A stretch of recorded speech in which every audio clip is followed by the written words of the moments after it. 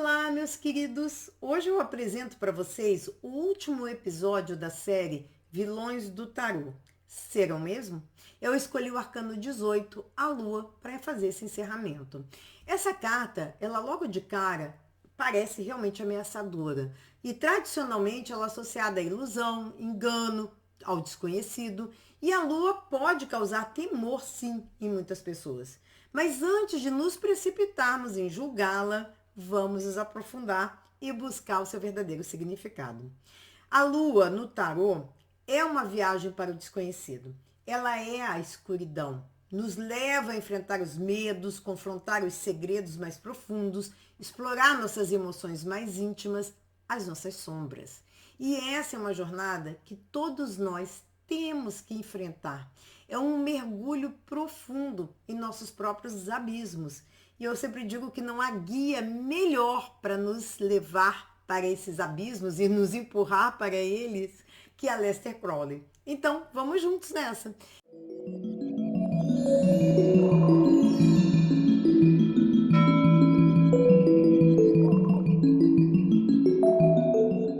Sejam muito bem-vindos ao meu canal. Já peço para deixarem o like, se inscreverem, compartilharem o vídeo e, dados os recados, nós vamos direto para o assunto. Vamos para a descrição dessa carta. E aqui eu vou fazer um vídeo um pouquinho diferente dessa vez. Vocês vão olhar comigo juntos a carta. E eu vou mostrando e descrevendo pouco a pouco.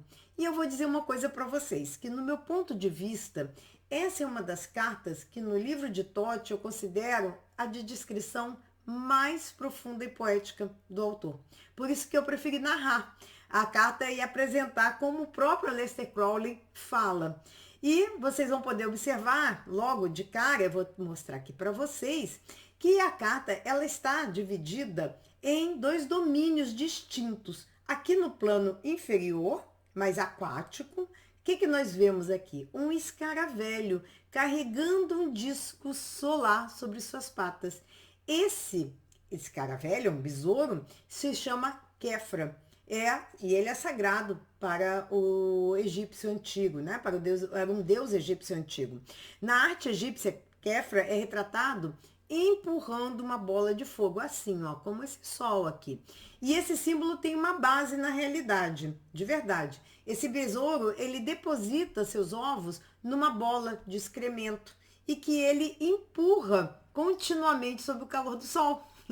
A bola, simbolizando esse sol, contém elementos necessários para a germinação e nutrição, assim como o sol na nossa vida. Na carta aqui, Kefra, ele surge das águas de Nuit, que aqui estão refletindo todas as partes de cima desse universo, desse mundo. E quando ele surge das águas de Nuit, que é o caos primordial, ele se depara, né, junto com esse sol, porque ele traz a luz, ele traz o amanhecer, as suas antenas aqui, entre as suas patas. Ele se depara com uma paisagem bastante sinistra à sua frente.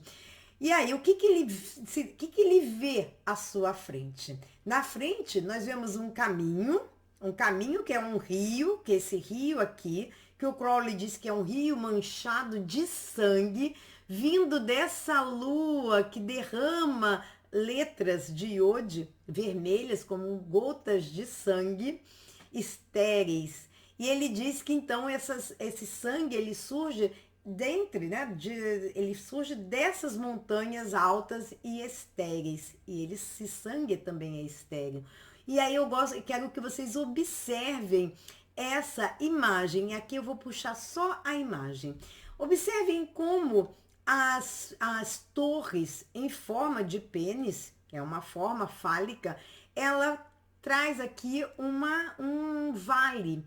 E esse vale é um útero, que acaba aparecendo ou parecendo uma mulher numa posição ginecológica, com as pernas abertas em uma posição ginecológica. De cada lado do caminho, chacais. O que são chacais? São esses cachorrinhos que estão aqui. que não são cachorrinhos, são chacais, observam. São os símbolos, aqui o Crowley diz, são símbolos de avidez, crueldade e desejo insaciável. Em suma, emoções e instintos exacerbados. E eles se encontram aonde? Aos pés de Anubis. Quem era Anubis? Anubis era o filho de Osíris e Neftis, que preside a maior importância de Anubis, ele preside os ritos funerários e também os embalsamentos, né? E ele também era o advogado do morto no tribunal de Osíris. Isso é uma paisagem muito comum no Egito, nos papiros, quando se vê, Anubis junto com o morto, convencendo ali naquele tribunal que aquele morto vale a pena, que aquela alma, que aquele espírito vale a pena viver eternamente. E o que acontece? Como é feito esse tribunal? Esse tribunal existe o peso do coração do morto e uma pena de Maat, que é uma pena de um avestruz. Maat, a deusa da justiça. Nessa balança, de um lado a pena, do outro lado o coração.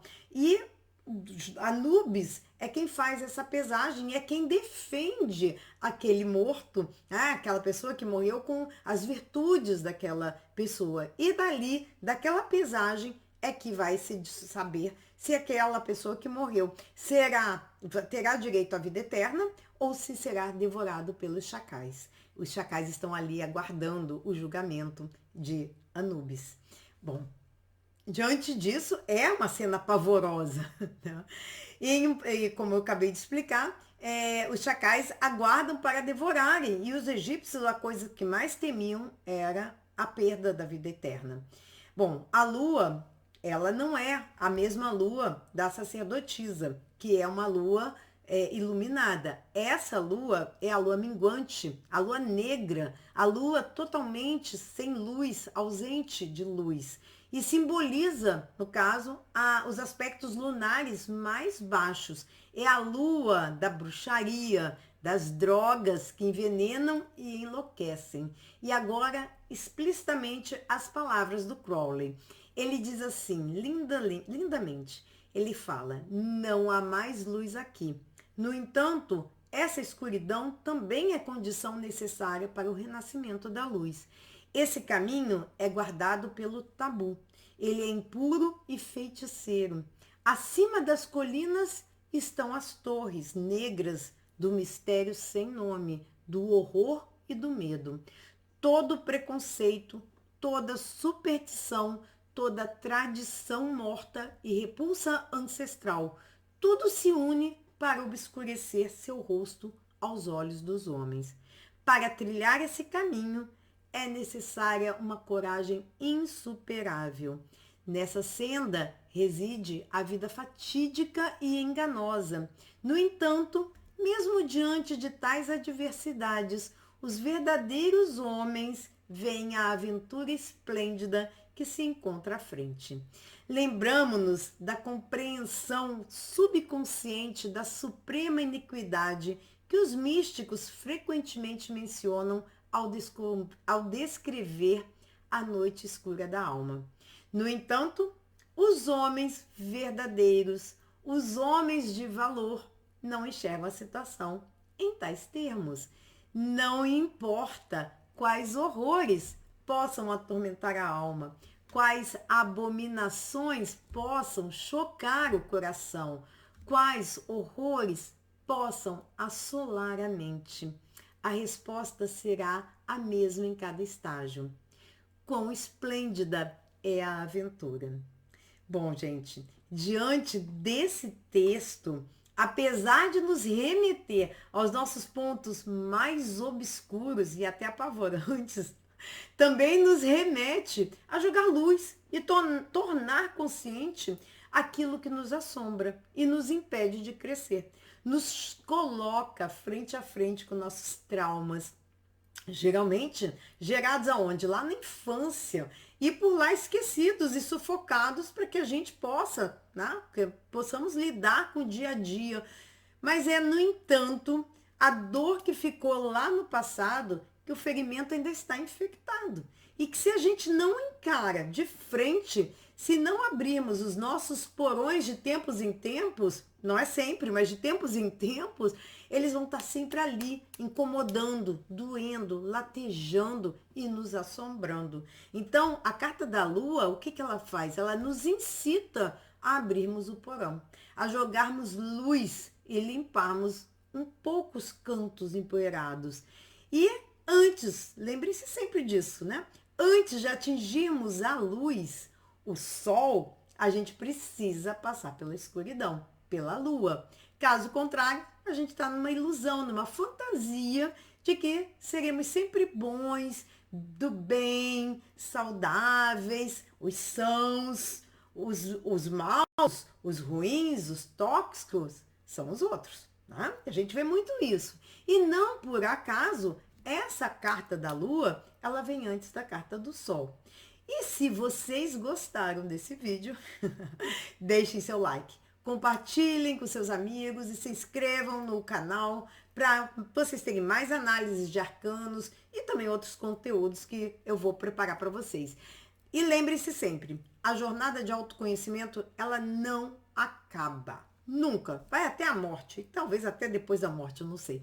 Cada dia traz uma nova oportunidade para a gente aprender, crescer, se maravilhar com esse universo em constante mudança e que está sempre nos rodeando.